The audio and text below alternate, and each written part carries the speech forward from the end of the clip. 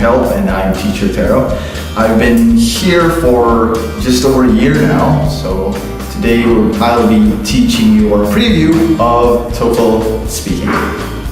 As a teacher, I usually try to adapt to the speaking or writing style of each student because we have to understand them first before we can actually produce materials that they can understand or lessons that they can understand. In our class, we usually use this book specifically for speaking. So we also have different books for writing, reading, and listening. But in this book, it talks about all the basic and necessary needs of the student, coming from the structure of how he should speak, the pronunciation, the intonation of all the answers he should be delivering, and a lot of the usual questions that they would encounter in the TOEFL exam.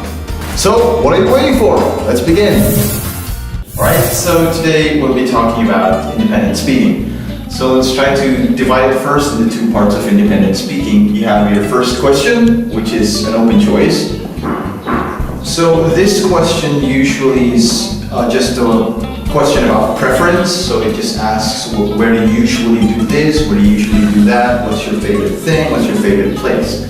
So usually open choice is as simple as that. Question 2, however, it's still opinionated in its nature, but a paired choice, they call it in the book. This one talks about a preference between two. So it's going to give you two choices, maybe the most usual one. Would you like to study alone or in a group? So in a paired choice, you have to give or choose just one and give your reasons for choosing that. So let's try to be aware first with the parameters of this question. Independent questions just usually give you 15 seconds to prepare and just 30 or 45 even seconds to just give a question. Try to limit your answers to maybe 5 seconds or 4 seconds before the timer ends, because it usually gives you a better ending clause, so it doesn't sound like it's not ending well or insufficient. So on the open choice and then paired choice, they try to measure how well you talk about your opinions.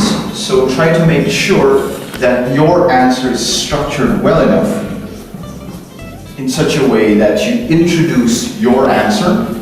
So try to give an introduction that my opinion about studying alone is, and then give at least 2 reasons and maybe just 1 example.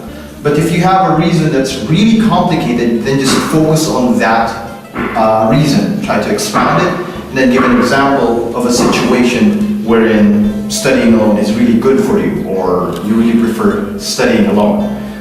It's the same paired choice. You just need to give a proper description of why you disagree or agree, or why you choose this or that.